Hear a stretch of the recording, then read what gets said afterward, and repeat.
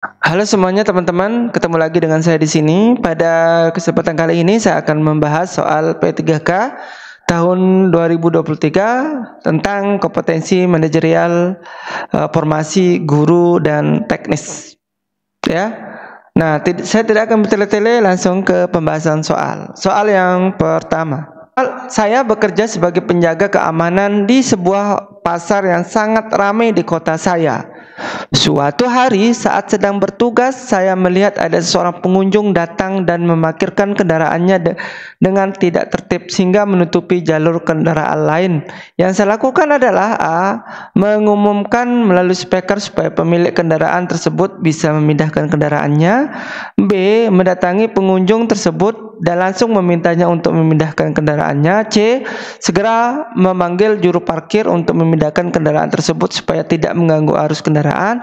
D. Membiarkan saja tersebut merupakan wewenang juru parkir dan tidak termasuk dalam tanggung jawab saya. Nah, kira-kira jawaban yang mana teman-teman? Nah, kalau kalian menjadi penjaga keamanan lalu melihat ada kendaraan yang terparkir sembarangan dan itu mengganggu jalur lalu lintas, maka bagaimana tindakan kalian? Ya, walaupun bukan tupoksi dari memarkirkan kendaraan atau menertibkan kendaraan, tapi paling tidak ya harus ada koordinasi dengan juru parkir. Ya, nah ini C ini adalah yang bernilai 5. Ya, karena segera memanggil juru parkir. Nah, kemudian nilai keempat itu yang B, ya, mendatangi pengunjung tersebut dan langsung memintanya untuk memindahkan kendaraannya. Nah, yang A ini adalah yang dapat poin 3, mengumumkan melalui speaker. Dan yang terakhir itu yang dapat 2, yaitu yang D, membiarkan saja tersebut merupakan wewenang juru parkir dan tidak termasuk dalam tanggung jawab saya. Ya. Nah, itu jawaban nomor 1. Kita lanjut ke soal nomor 2. Ketika memilih kepala desa sedang berlangsung di tempat tinggal Anda, nenek Anda yang mempunyai hak pilih dalam pemilihan kepala desa, tetapi pada saat pencoblosan nenek dirawat di rumah sakit. Apa yang Anda lakukan? A. Melaporkan keadaan nenek kepada panitia pemungutan suara. B. Melaporkan keadaan nenek kepada panitia pemungutan suara untuk menentukan langkah yang harus ditempuh. C. Melaporkan keadaan nenek kepada panitia pemungutan suara untuk meminta tolong orang lain menggunakan hak pilihnya. D. Membiarkan hak suara nenek hangus. Ya. Nah, kira-kira bagaimana? Soalnya ini berkaitan dengan seorang nenek yang memiliki hak pilih pada saat pemilihan kepala desa. Namun nenek ini dia dirawat ke rumah sakit sehingga dia tidak bisa mencoblos secara langsung.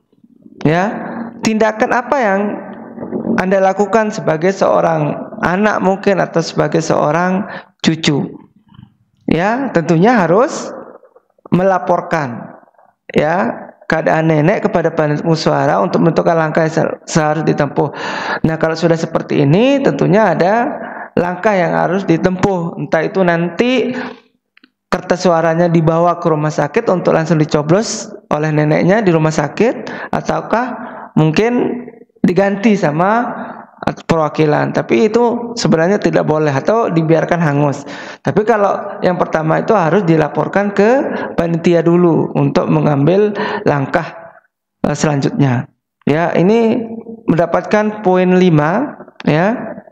Nah, kemudian yang mendapatkan poin 4 itu adalah yang A. Ya, melaporkan keadaan nenek kepada panitia pemungutan, hanya sekedar melaporkan ya. Makanya dapat nilai 4. Kalau yang dapat nilai 3 yaitu yang C ya. Nah, yang kelima itu kalau membiarkan itu dapat nilai paling rendah yaitu 2. Ya, bisa dipahami teman-teman. Kita lanjut ke soal selanjutnya. Soal nomor 3, Anda sedang melakukan diskusi bersama rekan kerja sesama divisi. Ketika diskusi berlangsung, ada seorang kerja Anda memberikan usulan yang menurutnya sangat baik dalam meningkatkan hasil kerjanya Namun menurut Anda usulan tersebut memiliki risiko yang besar dan merugikan perusahaan. Jika tetap dilakukan, ketika Anda memberikan tanggapan, rekan kerja tersebut terlihat tidak terima dengan sanggahan Anda. Bagaimana sikap yang Anda lakukan?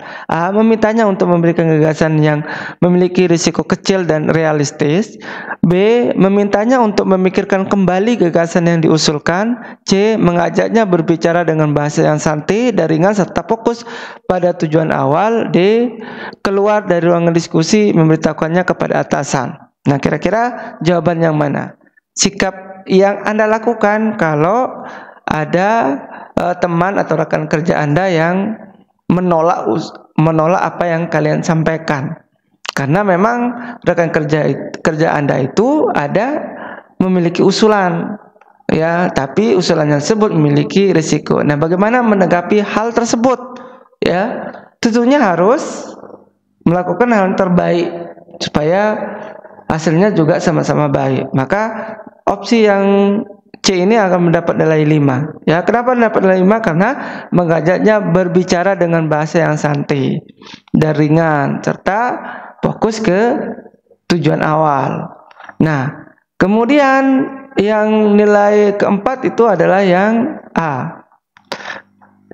Nah, memintanya untuk memberikan gagasan. Dia memiliki ide atau gagasan, tetapi ada risiko yang besar. Maka yang Anda lakukan itu sebagai teman harus memberitahukan dia bahwa memberikan ide yang berisiko kecil dan realistis. Makanya ini mendapat nilai yang 4. Kemudian yang B ini adalah yang mendapat poin 3, yang D ini dapat nilai paling rendah. Yang kedua itu keluar dari ruang diskusi dan meminta kepada atasan. Itu tidak boleh seperti itu, ya. Nah, itu soal nomor 3. Sekarang kita lanjut ke soal nomor 4. Soal nomor 4. Anda mendapatkan tugas untuk menyelesaikan urusan kantor di luar kota dengan beberapa rekan tim lainnya. Karena tugas ini sangat penting bagi kantor, Anda diminta untuk bekerja dengan cermat, cepat, dan efektif dan efisien, dan selalu mematuhi SOP yang ada. Namun, Anda salah satu dari rekan Anda yang melakukan kesalahan cukup fatal karena tidak bekerja sesuai dengan prosedur. Yang Anda lakukan adalah A. Mendalami kesalahan yang telah diperbuat teman tersebut. B. Memintanya untuk bertanggungjawabkan kesalahannya kepada atasan. C. Membicarakannya dengan rekan kerja yang lain untuk mengambil sikap. D. Membicarakan kepada atasan tentang permasalahan tersebut. Ya, bagaimana? Soal nomor 4 ini apakah opsi A, B, C maupun D? Ya, di sini di nomor 4 ini kalian atau kita atau Anda sudah bekerja dengan tim sesuai dengan SOP atau prosedur. Tetapi salah satu tim Anda atau rekan kerja Anda itu melakukan kesalahan yang fatal karena tidak melakukan sesuai dengan prosedur. Ya, kira-kira apa tindakan Anda? Ya, tentu harus tindakan yang baik, ya. Nah, yang dapat nilai 5 yaitu yang C. Harus membicarakan dengan rekan kerja yang lain untuk mengambil sikap. Ya, kalau memang diambil sikap yang tidak baik, maka harus dibicarakan dulu. Ya, kemudian yang dapat nilai poin 4 itu adalah yang A. Mendalami kesalahan yang telah diperbuat teman tersebut. Apakah memang kesalahannya itu besar atau kecil? Baru diberi sanksi. Kalau memang besar, kalau memang kecil, ya harus diberi sanksi yang sesuai dengan kesalahannya. Kemudian yang poin 3 yaitu yang B, ya, memintanya untuk bertanggung jawab kesalahannya. Nah, artinya kalau sudah memintanya bertanggung jawab, maka dia akan memperbaiki kesalahannya, ya. Itu dapat nilai 3. Nah, membicarakan kepada atasan tentang semestinya kita harus mengambil tindakan yang baik dulu sebelum dibicarakan ke atasan. Jadi ini mendapatkan nilai yang rendah, ya. Itu soal nomor 4. Selanjutnya soal nomor terakhir, yaitu soal nomor 5. Nomor 5, Anda sedang melakukan diskusi dengan rekan kerja divisi Anda. Kemudian ketika diskusi berlangsung, ada seorang rekan kerja Anda yang mengusulkan sebuah ide yang menurutnya sangat baik. Namun menurut Anda hal tersebut berisiko besar jika tetap dilakukan. Sikap Anda adalah A. Diam saja dan mengikuti semua gagasan demi menghindari konflik. B. Mendengarkan ide yang teman Anda usulkan dengan baik dan memberikan solusi atas ide tersebut serta memberikan ide lain jika diperlukan. C. Memintanya untuk memikirkan kembali gagasan yang diusulkan. D. Keluar dari ruangan diskusi dan memberitahukan kepada atasan. Ya, ini sama dengan soal nomor 2 ini ya. Kalau ada terjadi diskusi, kemudian ada yang mengusulkan mengusulkan ide atau gagasan, tetapi ide dan gagasannya itu berisiko sama pekerjaannya. Itu bagaimana tindakannya? Ya tentu harus mendengarkan ide dan memberikan pendapat jika memang diperlukan. Ini mendapatkan nilai 5 ya. Kemudian nomor yang opsi C ini dapat nilai 4. Kemudian ini dapat nilai 3 dan ini dapat nilai 2. Ya, begitu teman-teman ya soal P3K ini. Ini adalah soal terakhir. Kita lanjut ke video selanjutnya. Terima kasih teman-teman telah menonton video ini. Semoga video ini bisa menjadi referensi teman-teman untuk belajar dan untuk menjawab soal nantinya pada saat ujian P3K. Ya, saya doakan teman-teman untuk mendapatkan nilai tertinggi dan lulus P3K pada tahun ini. Ya, sekian dari saya. Wassalamualaikum warahmatullahi wabarakatuh.